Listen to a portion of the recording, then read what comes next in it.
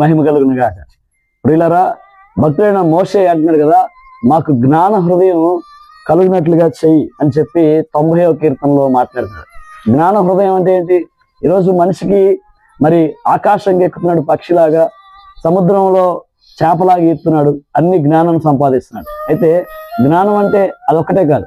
జ్ఞానం అంటే ఏంటి కింద చెప్తున్నాడు కదా, ఏమనంటే మా దినములు లెక్కించుట మాకు నేర్పించు. 90వ కీర్తన 12 మరి జ్ఞానం రావాలి. దేని గురించి అంటే నువ్వు శాశ్వతంగా ఈ భూమి మీద ఉండిపోవు, నువ్వు స్థిరమైన వ్యక్తి కాదు, ఏదో ఒక రోజు లోకాన్ని వదిలేస్తావు. ఈరోజు చాలా మంది ఆ జ్ఞానాన్ని విడిచిపెట్టి, ఆ జ్ఞానాన్ని మరిచి మేము ఇక్కడ స్థిరంగా ఉంటాం, ఎప్పటికీ శాశ్వతం అనుకున్నారు. ఎదుగో చిన్న వయసులోనే ప్రపంచానికి వచ్చిన అలెగ్జాండర్ కూడా ఈ లోకాన్ని యాత్రను ముగించేశాడు, చనిపోయాడు. వీళ్ళ చావు తథ్యం. కనుక ఈ జ్ఞానం తెలుసుకోవాలి. మనకి సమయం చాలా తక్కువ, ఏ రోజు ఏం జరిగిందో తెలియదు.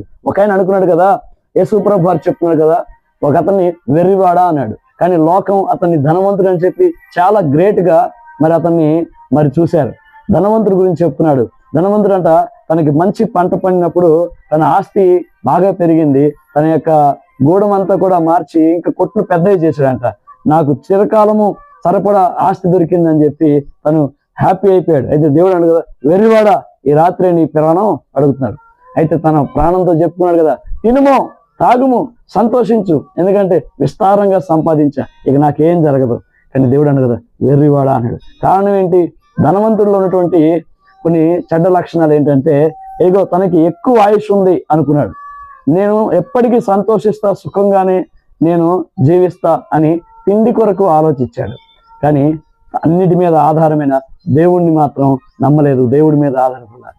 తన ప్రాణము సకల యొక్క సృష్టి అంతా కూడా దేని మీద ఆధారపడిందంటే దేవుడి మీద ఆధారపడింది. మన ప్రాణం మీద అధికారం దేవుని మీద ఉంది, దేవునికి ఉంది. కనుక ఏ రోజు ఏం జరిగిందని తెలియదు. కనుక నీకు జ్ఞానం కావాలి. ఏంటంటే ఈ లోకం శాశ్వతం కాదు, నేను ఈ లోకయాత్ర ముగించాలి, ముగించే ముందే సత్యదేవుని తెలుసుకోవాలి. ఎందుకంటే మరణం తర్వాత నిత్య జీవం, నిత్య నరకం ఉంది. నరకంలోకి ఎవరు వెళ్తారంటే పాపాన్ని బట్టి నరకంలో వెళ్తారు. పాపం నుంచి విడిపించేది ప్రభు యేసుక్రీస్తు. ఆయన నీకు నిత్య జీవం ఇవ్వడానికి వచ్చారు.